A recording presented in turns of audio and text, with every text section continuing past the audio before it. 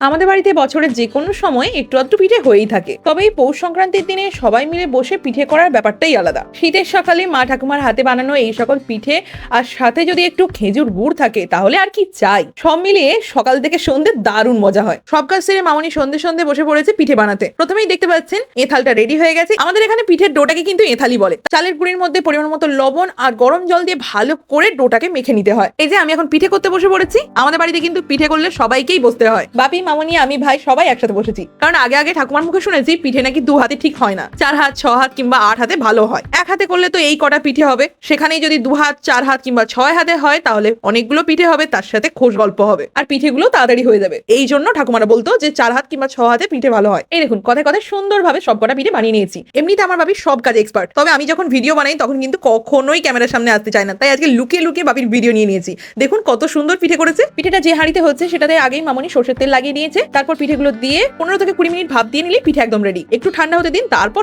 গরম গরম সার্ভ করুন খেজুর গুড়ের সাথে, দারুণ লাগবে।